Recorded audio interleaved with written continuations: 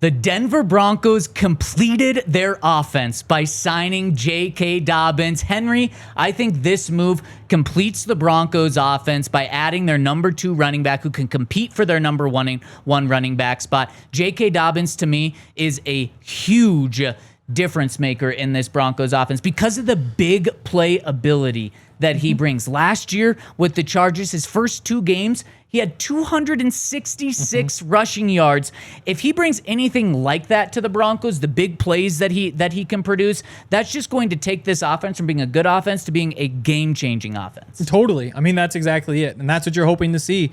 Again, the question is just, why didn't you get those at any point after week 2 last year? And Sean Payton obviously knows a lot better than we do about any of this sort of stuff. They watch all the tape. They had a chance to sit down and talk to him, and maybe they figured out what was the difference. Because those first 2 weeks, he had more rushing yards than any other running back in football. I guess any other player in football. But again, the problem was you have your 3 longest plays of the season in those first 2 weeks when you're lighting up the Raiders, you're lighting up the Panthers.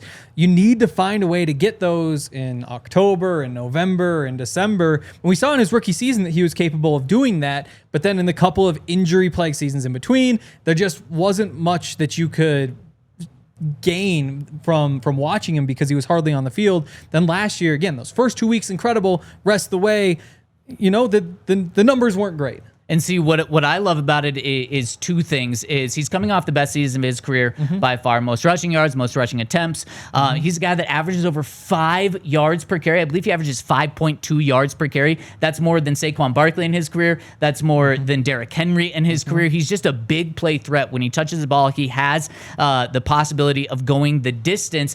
He had the most catches last year. He had the most receiving yards. Pretty much a career year all across the board. So he's coming off the best year of his career. And then the second thing that you point to is like some concerns on if he's going to be able to do that for 17 games. Well, first off, the Broncos are delusional if they think he's going to be able to do that over 17 games, and that's why he's still on the market until the beginning of June. So the other thing with that is the Broncos aren't going to ask him to be that type of guy. They're not going to rely on him to run for 100 yards per game and be their only source at running back. I think he comes in here and he's the clear number 2 running back for the Broncos because of how good RJ Harvey is and has looked. Henry, you and I have both been out to every single Broncos practice this offseason, including OTAs, including mandatory minicamp, and we've seen RJ Harvey be the guy. It looks like he is very much the Broncos starting running back, potentially even like the bell cow for this, but we know Sean Payton uses 2 running backs every single year that he's been a head coach in the league, and I think JK Dobbins fits in as such a good number 2 because he provides so much explosion. Like you talked about those plays he was making in week 1 and week 2 last year, like 75-yard touchdowns. He's flipping into the end zone. I think if he provides that for a couple of games throughout the season, the contract that the Broncos gave him, 1 year, $2 million guaranteed with another potential $3 million in incentives, it's going to be well worth it. Yeah, definitely. Do you see him fitting in as the number 2? Oh, Do you think there's no doubt. I mean, it's 1-2, it's 1A, 1B. 1 week it'll be this guy, 1 week it'll be that guy. And if either of them's on the field more than 60% of the time, you'd be pretty surprised, just given the track record. I think that the competition is probably over when you give him the contract like that. And they'll say, you go out there, earn your job.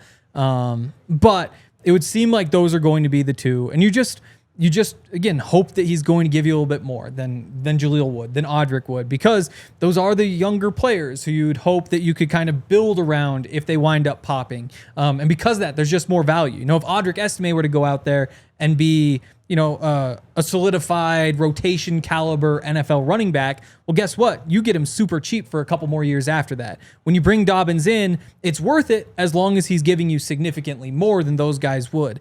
And again, the Broncos would not move or make this move if they thought that wasn't the case. But that to me is kind of where the standard is you need to go out there and say, hey, Julian McLaughlin, Audric Estime, both sitting in that like 52% success rate. I believe right around 4.4 per touch last year. And you just need JK Dobbins to be a tick above those things. Again, if you look at his season numbers last year, he was above those. Well, I guess success maybe not, but the per touch, he was more efficient.